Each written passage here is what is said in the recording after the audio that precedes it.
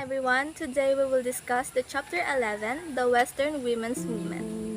What is feminism? Feminism is a way of looking at the world through a woman's perspective.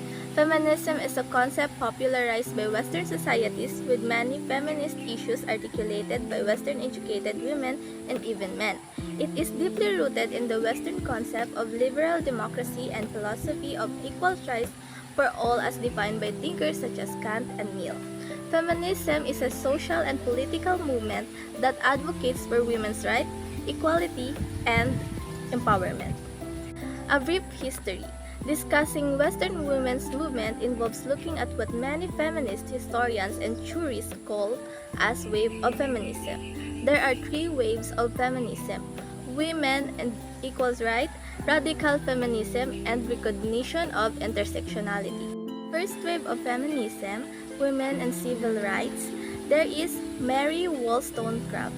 She is considered as the mother of Western and Anglo-Saxon feminism. She wrote A Vindication of the Rights of Women in 792. Women and anti-slavery movement. The proactive participation of women in the social issue of anti-slavery incited them to liberate themselves as well from their perceived limited social status. One such limited status involved the right to participate in the public sphere.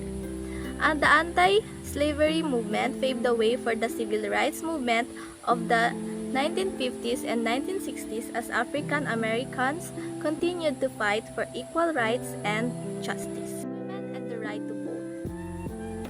Women's fight for the right to vote was a long and challenging journey that took decades to achieve.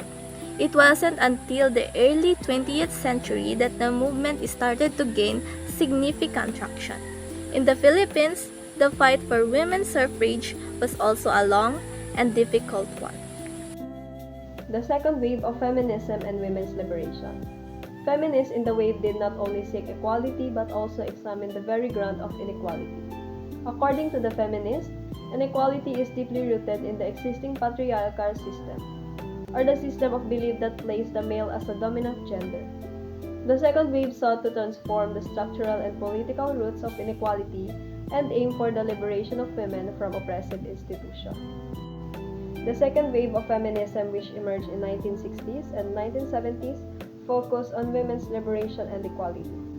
Social feminism was developed after Marxist feminism to address gaps found in Marxist theories.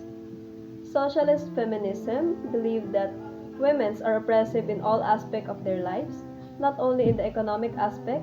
Socialist feminism draws a different meaning from Marx's idea of human productivity. One's productivity activity is based on the sexual division of labor, which is determined by society and human nature.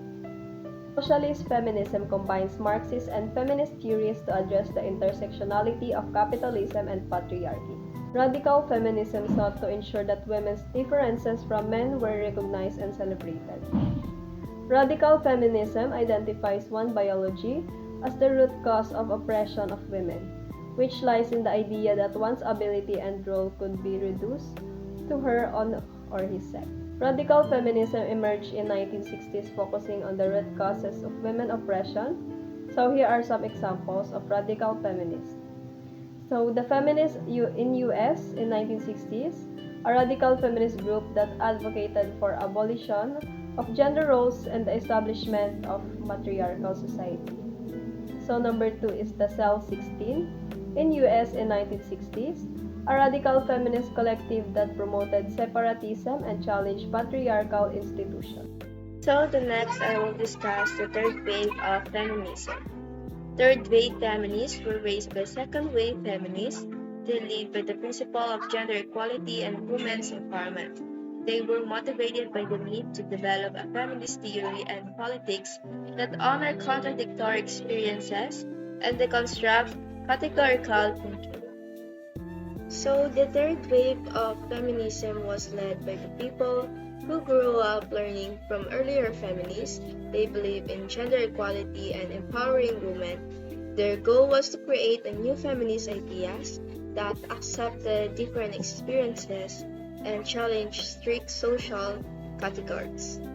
What characterized this feminism is its local, national, and transnational activism in areas such as violence against women, trafficking, body surgery, self-mutilation, and overall pornification of the major issues that affect different from various countries.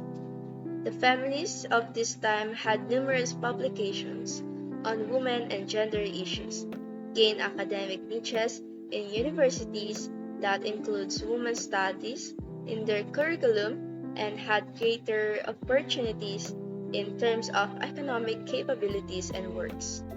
Feminists of the third wave not only critiqued previous feminisms, they also questioned the ideas that were present during the previous women's movement. This movement that questioned, renamed, and reclaimed the concept of womanhood was called postmodern feminism. Gender, beauty, sexuality, and the concept of feminine and masculine were also questioned. The challenge for feminists in this period was to be conscious of how one could express his or her gender identity in a manner that truly represented him or her. The performance of gender further proved that it was a social construct that should not limit a person's identity. The third wave of feminism focused on expanding women's rights by challenging traditional gender roles, questioning beauty standards, and addressing issues like violence against women and media portrayals.